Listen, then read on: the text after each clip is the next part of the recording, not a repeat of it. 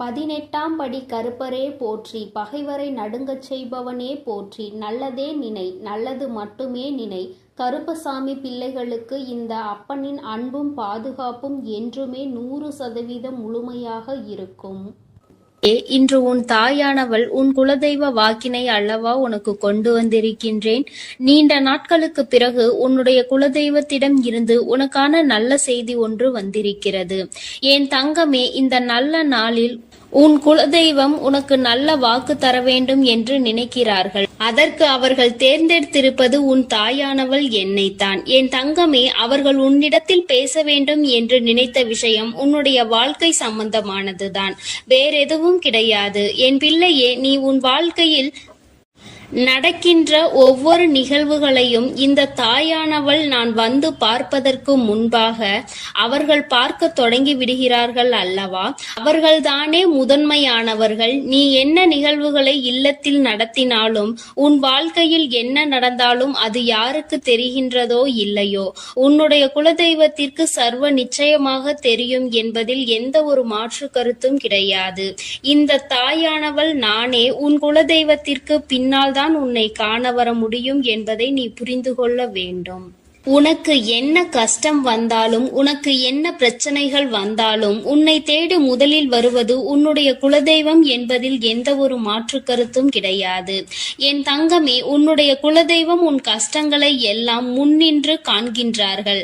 அவர்கள் தருகின்ற வாக்கினை ஒருபொழுதும் நீ தவறவிட்டு விடக்கூடாது.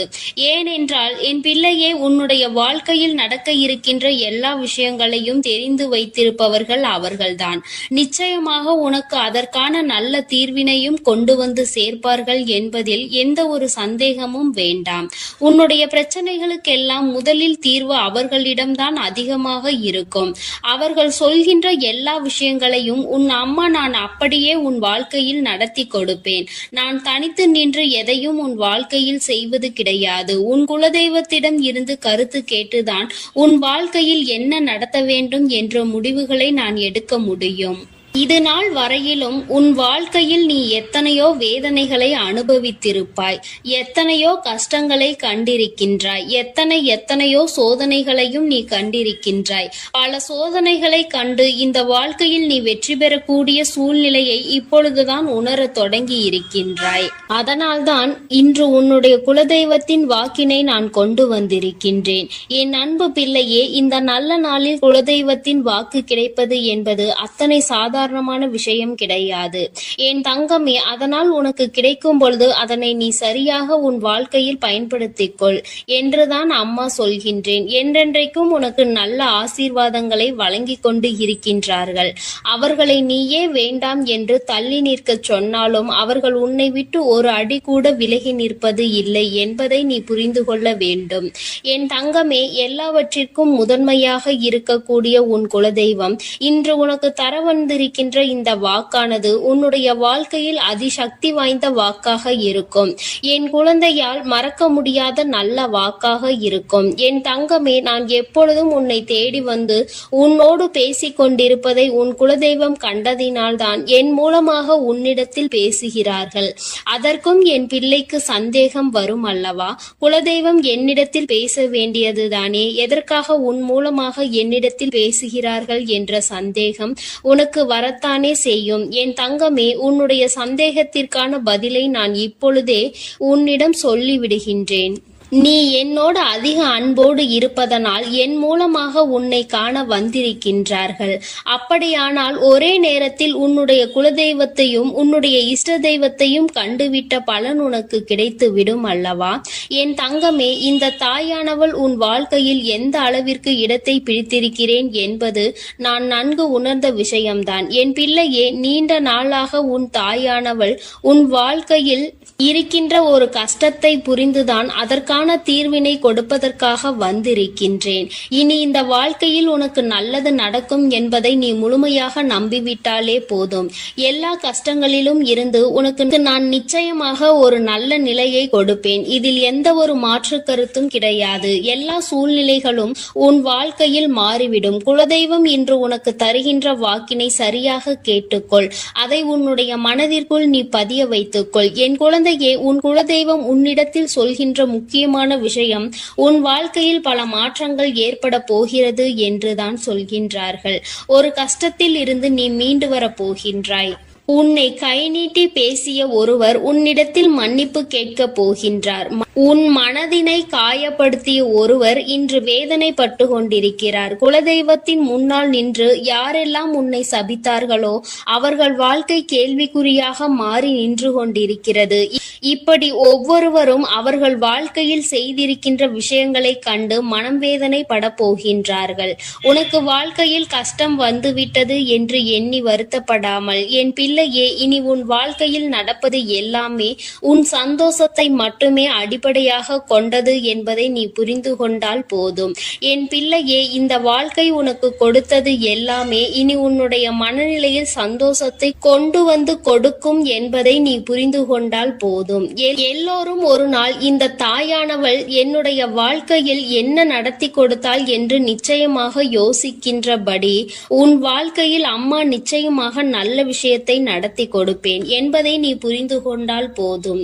இப்பொழுதெல்லாம் இந்த வாழ்க்கையில் நீ பட்ட கஷ்டங்களுக்காக வேதனைப்பட்டு நின்றாயோ, அந்த நேரத்தில் எல்லாம் உன் குலதெய்வமும் உன் தாயானவள் நானும் உன்னை காக்க வந்திருக்கிறோம் என்பதை ஒரு நாளும் நீ மறந்துவிடக் கூடாது.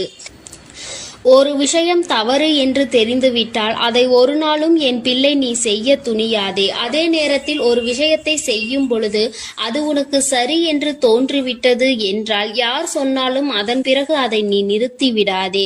நல்லபடியாக அதை செய்து நீ வெற்றி பெறுவதற்கான முயற்சிகளை எடுத்துக்கொள்ள வேண்டுமே தவிர ஒரு நாளும் என் பிள்ளை இந்த வாழ்க்கையில் நீ அடைய நினைக்கின்ற விஷயங்களை அடையாமல் விட்டுவிடக் கூடாது. உன்னுடைய முயற்சி இந்த வாழ்க்கையில் அதிகமாக இருப்பது போல இனி உன் வாழ்க்கையில் நடப்பது எல்லாமே உன் சந்தோஷத்தை மட்டுமே அடிப்படையாக கொண்டது என்பதனை நீ புரிந்து நடந்து கொள்ள வேண்டும். உனக்கு என்றென்றைக்கும் உன்னுடைய குலதெய்வம் துணை இருக்கின்றது என்பதை புரிந்து கொண்டு உனக்கு எந்நாளும் இந்த தாயானவளினுடைய ஆசீர்வாதங்கள் இருக்கும் என்பதை நினைவில் வைத்துக் கொண்டு நீ செய்ய நினைக்கின்ற விஷயங்கள் எல்லாவற்றையும் சரியாக செய்து கொண்டு இருக்க வேண்டும். என் தங்கமே, என்றெல்லாம் இந்த தாயானவள் உன் வாழ்க்கையில் வருகின்றாரோ என் தங்கமே, என்றெல்லாம் இந்த தாயானவள் உன் வாழ்க்கையில் வருகின்றாளோ அன்றெல்லாம் என் கூட உன்னை காண உன் குலதெய்வமும் வருகிறார் என்பதை நீ மறந்துவிடக் கூடாது. என் பிள்ளையே, எந்த விஷயங்களை உன் வாழ்க்கையில் செய்வதாக இருந்தாலும் நாங்கள் இருவரும் கலந்து ஆலோசித்துதான் உனக்கு செயல்படுத்துவோம் என்பதையும் நீ நினைவில் வைத்துக் கொள்ள வேண்டும். என் பிள்ளையே, நீ கேட்பதை தெளிவாக கேட்க வேண்டும். அப்பொழுதுதான் உனக்கு கொடுக்கின்ற தெய்வங்களும் எதையும் யோசிக்காமல் கொடுக்கும் என்பதை நீ புரிந்து கொள்வாய். எதையும் கண்மூடித்தனமாக உனக்கு கிடைக்க வேண்டும் என்று நீ நினைத்து கொண்டிருந்தால் நிச்சயமாக அது உன்னை வந்து சேராது. உனக்கு பிறகு அதனால் நீ படுகின்ற கஷ்டங்களை நாங்கள் வேடிக்கை பார்க்க முடியாது. எதை கொடுக்க வேண்டுமோ அதை சர்வ நிச்சயமாக உனக்கு நாங்களே தேடி வந்து கொடுப்போம் என்பதில் எந்த ஒரு மாற்று கருத்தும் கிடையாது.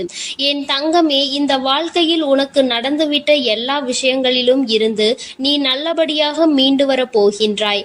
அவர் உன் வாழ்க்கையில் உனக்கு கஷ்டங்களை கொடுக்கிறார் என்று நீ நினைத்து விடாதே. அவர்கள் நிச்சயமாக உன்னை நினைத்து வருத்தப்பட தான் செய்கின்றார்கள். உனக்கு நல்ல நேரம் ஆரம்பித்து விட்டது என்பதை தான் உன் குலதெய்வம் இன்று நான் உன்னிடத்தில் சொல்ல வந்தேன். இனி எந்த சூழ்நிலையிலும் நீ கவலைப்படாமல் இரு. நான் உன் வாழ்க்கையை உயர்நிலைக்கு கொண்டு செல்ல போகின்றேன். என் குழந்தையே, உன் குலதெய்வ வாக்கினை நீ கேட்டுவிட்டாய் அல்லவா? உன்னோடு இருந்து உன் வாழ்க்கையை உயர்த்துவதற்காக அவர்கள் வந்திருக்கின்றார்கள். இனி ஒருபோதும் என் பிள்ளை நீ தடம் புரண்டு சென்று விடாதே. நல்லது நடக்கின்ற நேரத்தில் உன் குலதெய்வம் உன்னை காண வந்திருக்கிறது என்றால் என் பிள்ளையே, இனி இந்த வாழ்க்கையில் என்றென்றைக்கும் உனக்கு சந்தோஷம் மட்டுமே நிலைத்திருக்க போகிறது என்பதை நீ புரிந்து கொண்டு விட்டால் போதும். என் அன்பு பிள்ளைக்கு இந்த தாயானவளினுடைய ஆசீர்வாதங்களும் உன் குலதெய்வத்தினுடைய ஆசீர்வாதங்களும் எப்பொழுதும் முழுமையாக கிடைக்கும். என் தங்கமே, அதனால் நீ எதற்காகவும் கலங்காதே, எதை நினைத்தும் வருந்தாதே. நீ நல்லதையே நினைத்தால் உன் வாழ்வில் எல்லாம் உனக்கு நல்லதாக மட்டுமே நடக்கும். என் அன்பு பிள்ளையே, உன்னை கண்ணீர் சிந்த வைத்தவர்கள் கண்கலங்கி நிற்கப் போகின்றார்கள்.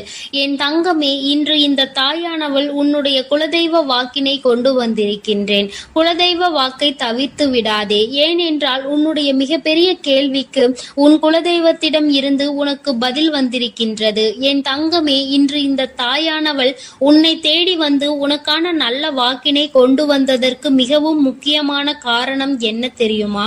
என் பிள்ளைக்கு மனதில் இருக்கின்ற ஒரு மிகப்பெரிய குழப்பத்திற்கு தீர்வினை கொண்டு வந்து சேர்க்க வேண்டும் என்பதுதான். நான் இங்கே கண்ணீர் சிந்துகிறேன், யாருக்கும் எந்த துரோகத்தையும் செய்யாமல். ஆனால் என்னை கண்ணீர் சிந்த வைத்தவர்கள், என்னை மனம் வருந்த வைத்தவர்கள் அங்கே நிம்மதியாக இருப்பதற்கு என்ன காரணம் தாயே என்று என் பிள்ளை நீ என்னை பார்த்து கேட்கின்றாய் அல்லவா?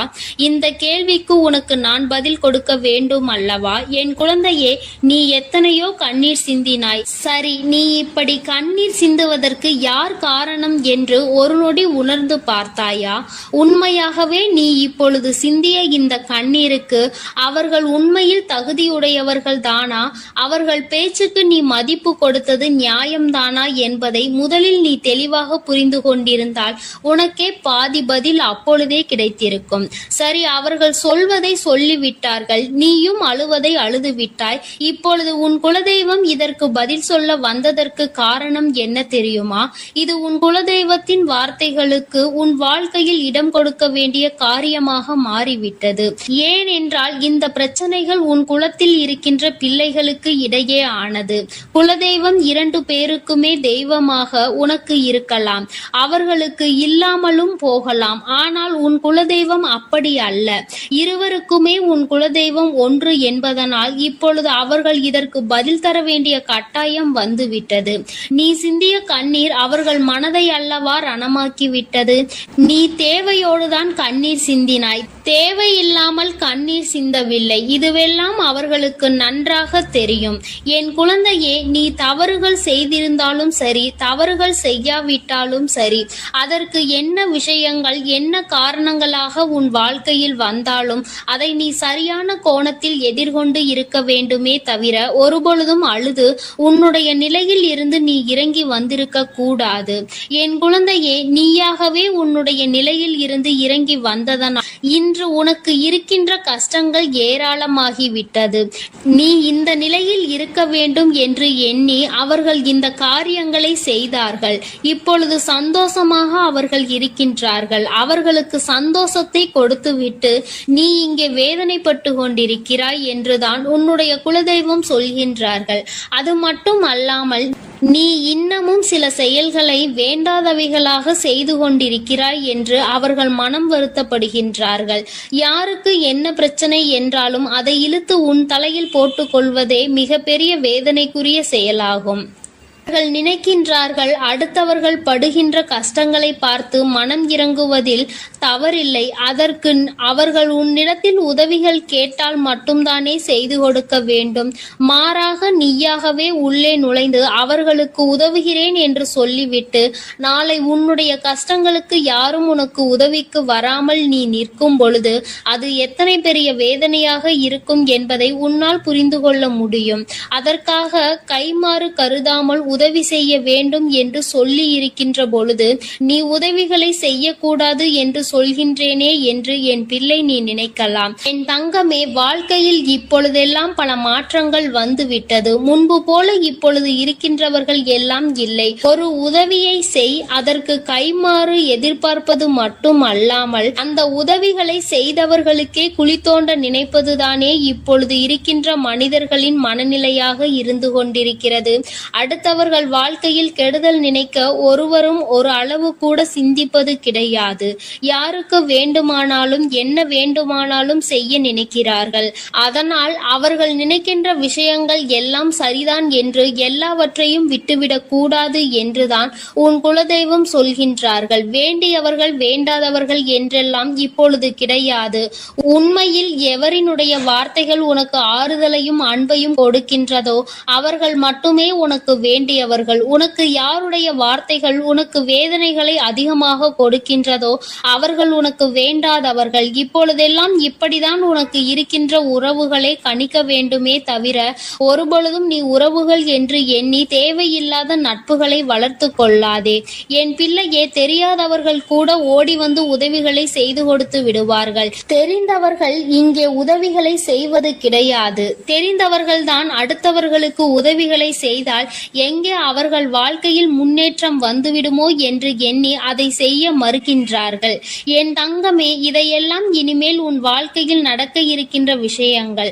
அதனை உனக்கு புரிய வைக்க வேண்டும். அதன் பிறகாவது என் பிள்ளை இந்த வாழ்க்கையில் என்ன நடந்து கொண்டிருக்கிறது என்பதை புரிந்து கொண்டு அதற்கு ஏற்றது போல நீ வாழவும் தொடங்கி விடுவாய். இனியும் இந்த சூழ்நிலைகள் இப்படியே இருக்கும் என்றால் நீ உன்னுடைய மனநிலையில் மாற்றங்களை கொண்டு வர வேண்டும். நான் இப்படிதான் இருப்பேன், இப்படிதான் வேதனையை அனுபவிப்பேன் என்றால் யாராலும் உன்னை எதுவும் செய்துவிட முடியாது அல்லவா? உன்னுடைய குலதெய்வம் அதை தான் சொல்லி அங்கே வேதனைப்பட்டு கொண்டிருக்கின்றார்கள். அதனால் என் குழந்தையே, இனி ஒருபொழுதும் இந்த வாழ்க்கையில் உனக்கு கிடைத்த கஷ்டங்களை எண்ணி வேதனைப்படாமல் இனி உன்னுடைய வாழ்க்கையில் உன்னை தூக்கி நடத்துகின்ற தெய்வமாக நான் இருப்பேன் என்பதை நீ மனதில் வைத்து கொண்டு உனக்கு செய்கின்ற விஷயங்களை எல்லாம் பார்த்து நீ கணக்கில் எடுத்துக்கொள்ள வேண்டாம். யாரை விட்டுவிட வேண்டும் என்பது உன்னுடைய கையில் தான் இருக்கிறது. எல்லாவற்றிற்கும் மேலாக இந்த வாழ்க்கை உனக்கு கொடுக்க நினைத்த சோதனைகளை எல்லாம் நீ கடந்து வந்து யார் உன்னை அள வைத்தார்களோ அவர்கள் முன்னிலையில் நீ வாழ்ந்து காட்ட வேண்டும். உன் குலதெய்வம் இன்னொன்றையும் சொல்லி இருக்கின்றார்கள். உன்னை கண்ணீர் சிந்த வைத்தவர்கள் அங்கே மிகுந்த மனவேதனைக்கு ஆளாகி நிற்கப் போகின்றார்கள். அடுத்தவர்களுக்கு வேதனையை கொடுப்பதற்கு முன்பாக சற்று சிந்தித்து இருந்தால் இன்று அவர்கள் நல்ல நிலைக்கு வந்திருப்பார்கள். ஆனால் அவர்கள் இன்று உன் குலதெய்வத்தின் கையால் தண்டனை பெறுவதற்கு தயாராக நிற்கின்றார்கள். இனியாவது இந்த வாழ்க்கையை பற்றிய கவலை மற்றவர்கள் மீது செலுத்தாமல் உனக்கு நல்லபடியாக இருக்கும் என்பதை நீ மனதார நம்பிவிட்டால் போதும். எப்பொழுதுமே உனக்கு மன நிம்மதி கிடைக்கும். உன் குலதெய்வம் உனக்கு துணையாக இருக்கின்றது. உன் குலத்தில் இருக்கின்றவர்கள் தானே என்று அவர்கள் யாரையும் விட்டுவிடுவதில்லை. அவர்கள் தவறு செய்கின்றவர்களுக்கு தண்டனை என்ற ஒன்று எப்பொழுதும் கிடைத்தே தீரும் என்றுதான் சொல்கின்றார்கள். அந்த தண்டனையை அவர்கள் இந்த வாழ்க்கையில் அனுபவித்தே தீருவார்கள் என்பதிலும் எந்த மாற்று கருத்தும் கிடையாது. எதுவாக இருந்தாலும் இல்லையே, நீ மட்டும் மனதார எந்த துரோகத்தையும் செய்து விடாதே. இனி இந்த வாழ்க்கை உனக்கு நல்லதை கொடுக்க வேண்டும் என்றால் கெட்ட மனிதர்களிடம் இருந்து சற்று ஒதுங்கி இருக்க பழகிக்கொள். அவர்களை பற்றி தெளிவாக புரிந்து கொண்டு அவசரப்பட்டு நீ அழுது உன்னுடைய பலவீனத்தால் உன் சந்தோஷத்தை நீயே இழந்து விடாதே. என் அன்பு பிள்ளைக்கு இந்த தாயானவளினுடைய ஆசீர்வாதங்களும் உன் குலதெய்வத்தினுடைய ஆசீர்வாதங்களும் எப்பொழுதும் முழுமையாக கிடைக்கும். என் தங்கமே, அதனால் நீ எதற்காகவும் கலங்காதே, எதை நினைத்தும் வருந்தாதே. நீ நல்லதையே நினைத்தால் உன் வாழ்வில் எல்லாம் உனக்கு நல்லதாக மட்டுமே நடக்கும். என் அன்பு பிள்ளையே, இன்று உன்னுடைய குலதெய்வத்திடம் இருந்து ஒரு முக்கியமான செய்தியோடு வந்திருக்கிறேன். அவர் உன்னுடைய வாழ்க்கை சம்பந்தமான ஒரு செய்தியினை தான் கொண்டு வந்திருக்கிறார். என் தங்கமே, என் மூலமாக அதனை உனக்கு தெரிவிக்க வேண்டும் என்று அவர்கள் ஆசைப்படுகின்றார்கள். ஏனென்றால் இந்த வராகியாகிய என்னுடைய ஆசீர்வாதங்களும் என்னுடைய உதவியும் சேர்ந்து உனக்கு கிடைக்க வேண்டும் என்று அவர்கள் நினைக்கின்றார்கள். அதனால்தான் என் மூலமாக உனக்கு அதனை தெரிவிக்க நினைக்கின்றார்கள். என் குழந்தையே, உன்னுடைய வாழ்க்கை இன்றிருக்கின்ற சூழ்நிலையை பார்த்து அவர்கள் மிகுந்த மனவேதனை அடைகின்றார்கள். ஏனென்றால் தேவையில்லாத அர்த்தமில்லாத கோபங்களினால் உன்னுடைய வாழ்க்கை இன்று தலைகீழாக மாறி கிடக்கின்றது. உன்னுடைய உண்மையான அன்பினை ஏற்றுக்கொள்ள முடியாமல் அதற்கு மதிப்பு கொடுக்காமல் தேவையில்லாத கோபதாபங்களால் உன்னை பிரிந்து உன்னுடைய உறவுகள் இருந்து கொண்டிருக்கிறது. என் தங்கமே, உன்னுடைய குலதெய்வம் இவற்றை எல்லாம் பார்த்து கொண்டுதான் இருக்கிறது. அவர்களுக்கு தெரியும் அல்லவா யார் மீது தவறு இருக்கின்றது, யார் மீது தவறு இல்லை என்று. என் தங்கமே, உன் மீது தவறு இல்லை என்பதை அவர்கள் நன்றாக புரிந்து கொண்டுதான் இப்பொழுது உன்னோடு பேச, உனக்கு நல்ல வாக்கு கொடுக்க, உன் மனதிற்கு நல்ல ஆறுதல் கொடுக்க வந்திருக்கின்றார்கள். உன்னுடைய மனதில் இருக்கின்ற வேதனைகளை அவர்களை விட வேறு யாராலும் உணர்ந்து கொள்ள முடியாது. உன்னுடைய குலத்தினை காக்கின்ற தெய்வம் இன்று நீ உன்னுடைய குலத்தோடு ஒன்றுபட்டு இல்லாமல் பிரிவினையில் இருப்பதைக் கண்டு அவர்கள் சிறிது மனவேதனையில் இருந்து கொண்டுதான் இருக்கின்றார்கள். ஆனாலும் உன் மீது தவறு இல்லை, உன்னை சுற்றி இருப்பவர்கள் மீதுதான் தவறு இருக்கின்றது. நயவஞ்சகத்தால் உன்னை வீழ்த்த நினைத்தவர்களை தான் நீ விட்டு பிரிந்திருக்கிறாய் என்பதும் அவர்களுக்கு நன்றாக தெரியும். அதனால்தான் அந்த நயவஞ்சகர்களை விட்டு உன்னிடம் பேசுவதற்காக ஆசைப்படுகின்றார்கள். என் குழந்தையே, அவர்கள் சொன்னதை நான் உன்னிடம் சொல்கிறேன், கேள். என் பிள்ளையே, நீ உன்னுடைய வாழ்க்கையை நல்லபடியாக இந்த தாய் நான் உன்னுடைய குலதெய்வம் அமைத்து கொடுத்தபடி தான் வாழ வேண்டும் என்று ஆசைப்படுகின்றாய். ஆனால் உன்னை சுற்றி இருப்பவர்கள் உன்னை வாழ விடாமல் தடை செய்து கொண்டிருக்கின்றார்கள். நீ என்ன செய்தாலும் உனக்கு இடைஞ்சல்கள் தான் கொடுத்து கொண்டிருக்கின்றார்கள். அவர்கள் என்னை தான் வணங்குகிறார்கள். நான் அவர்களுக்கு நல்ல புத்தியை தான் கொடுத்தேன். ஆனால் அவர்கள் தீய வழியை தான் நாடி செல்கின்றார்கள். நான் எத்தனையோ முறை அவர்களை நல்வழிப்படுத்துவதற்கு பல வாய்ப்புகளை ஏற்படுத்தி கொடுத்து பார்த்தேன். ஆனாலும் அந்த வாய்ப்புகளை அவர்கள் சரியாக பயன்படுத்தி கொள்ளவில்லை. நீ என்ன சொல்வது, நான் என்ன கேட்பது என்பது போல நடந்து கொண்டிருக்கின்றார்கள். என் தங்கமே, உன்னுடைய குலதெய்வம் எனக்கே அவர்கள் இத்தனை மரியாதை தான் வைத்திருக்கிறார்கள் என்றால் உன்னை அவர்கள் எந்த அளவிற்கு நடத்துவார்கள் என்று எனக்கு புரிந்து கொள்ள முடிகிறது. அவர்களினுடைய மனநிலை, அவர்களினுடைய போக்கு எதுவும் உன் தாயானவள் எனக்கு பிடிக்கவில்லை. நான் அவர்களுக்கு கொடுத்த வாய்ப்பினை அவர்கள் தவற விட்டு விட்டார்கள். இனிமேல் நான் உன் குலத்தை காக்கின்ற தெய்வமான அவர்களுக்கான தண்டனையை நான் கொடுக்க வேண்டியதாக இருக்கின்றது. நான் சில தண்டனைகளை மறைமுகமாக கொடுத்து பார்த்தேன். ஆனால் அந்த தண்டனையை அவர்கள் கொஞ்சம் கூட மதிக்கவும் இல்லை. அந்த தவறுகளை திரும்ப திரும்ப செய்து கொண்டேதான் இருக்கின்றார்கள். அவர்கள் என்னவோ அவர்களுக்கு நடந்ததெல்லாம் ஒரு பெரிய விஷயமாக தெரியாதது போல நடந்து கொண்டு திரிகின்றார்கள். என் தங்கமே, நீ வேதனைப்படாதே. உன்னை சுற்றி உன்னை காயப்படுத்துபவர்களுக்கானது இனிமேல் அவர்கள் கைகளில் வந்து சேரும். நீ நன்றாக இருக்க மாட்டாய் என்று சொன்ன வாய் அவர்களே அழிக்க போகின்றார்கள். என் தங்கமே, நீ நினைக்கலாம் நம் குலதெய்வம் அவர்களுக்கு இது போன்ற வழிகளை செய்யக்கூடாது, அவர்களுக்கு இது போன்ற காயத்தினை ஏற்படுத்த கூடாது என்று நீ நினைக்கின்றாய். ஏனென்றால் உன்னுடைய மனது அத்தகைய நல்ல மனதல்லவா? எல்லோருக்குமே நல்லதை மட்டுமே செய்ய வேண்டும் என்று நினைத்தாய் அல்லவா? நீ நினைத்ததன் பலன்தான் இன்று அனுபவித்துக் கொண்டிருக்கிறாய். ஆனால் நீ நினைத்தது யாருக்காக என்பதை ஒரு முறை சிந்தித்திருக்க வேண்டும். நயவஞ்சக கூட்டம் சூழ்ச்சிகளினால் மற்றவர்களை வீழ்த்தி விடலாம் என்று நினைக்கின்ற கூட்டம் எத்தனை கஷ்டங்கள் எத்தனை சோதனைகளை கொடுத்தாலும் அதிலும் திருந்தாத கூட்டம். அவர்களுக்காக அல்லவா நீ உதவிகளை செய்ய நினைக்கின்றாய்? அவர்களுக்காகத்தானே இப்போது இறக்கப்படுகின்றாய். நீ செய்த நன்றியை ஒரு சிறிதளவு கூட மதிக்காதவர்கள் நீ செய்த உதவியை ஒரு சிறு துளியேனும் மதிக்காமல் உனக்கு ஒரு சிறு துளி கூட நன்றி என்கின்ற உணர்வினை காட்டாமல் இருக்கின்றார்கள். எத்தனை செய்தாலும் இனியும் அவர்களுக்கு அந்த நன்றி இருக்க போவதில்லை. எதிர்பார்ப்பதும் தவறான விஷயம். ஏனென்றால் அவர்களுக்கு மனித குணம் என்பது இல்லாமல் போய்விட்டது. அவர்கள் தீய சக்தியின் பிடியில் இருந்து கொண்டிருக்கின்றார்கள். அதனால் அவர்களை தீய சக்தியின் பிடியில் இருந்து மீட்டெடுப்பதோடு மட்டுமல்லாமல் நல்ல பாடத்தினை புகட்ட வேண்டுவது உன்னுடைய குலதெய்வத்தினுடைய கடமையாக இருக்கின்றது.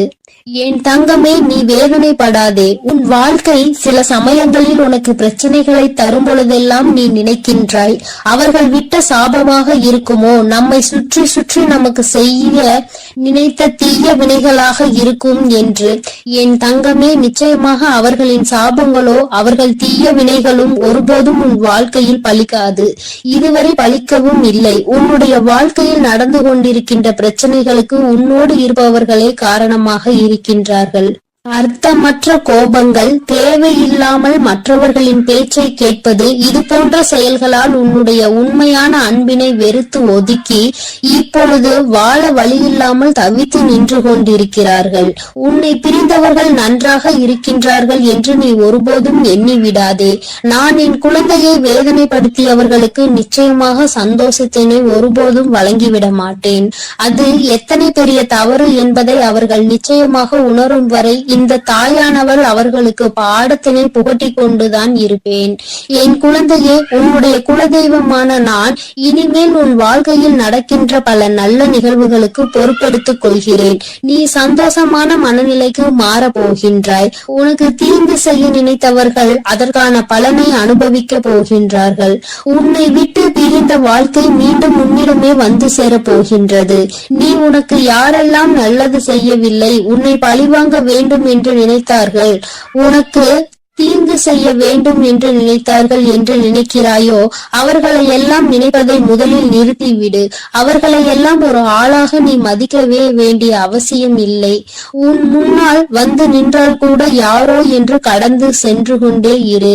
ஒருபோதும் அவர்களினுடைய உறவை நீ ஒட்டிக்கொள்ள வேண்டும் என்று நினைக்க தேவையில்லை. இந்த உறவு உன் வாழ்க்கை முழுவதும் தொடரப்போவதும் இல்லை. நிச்சயமாக ஏதாவது ஒரு இக்கட்டான கட்டத்தில் உன்னை யார் என்று தெரியாதது போல நடந்து கொள்வார்கள். நிறைய அதற்கான வாய்ப்புகள் இருக்கின்றது. இன்றிருக்கின்ற மனிதர்களின் மனநிலை எல்லாம் அப்படிதான் இருக்கிறது. எல்லாம் தனக்கு மட்டும்தான், வேறு யாருக்கும் எதுவும் கொடுக்க கூடாது என்ற எண்ணம் அவர்களுக்குள் இருக்கும் வரை அவர்கள் வாழ்க்கையில் ஒருபோதும் எந்த ஒரு முன்னேற்றத்தையும் கண்டுவிட முடியாது. என் குழந்தைகளை நான் என்னுடைய குடும்பம் ஒற்றுமையாக இருக்க வேண்டும் என்றுதான் ஆசைப்பட்டேன்.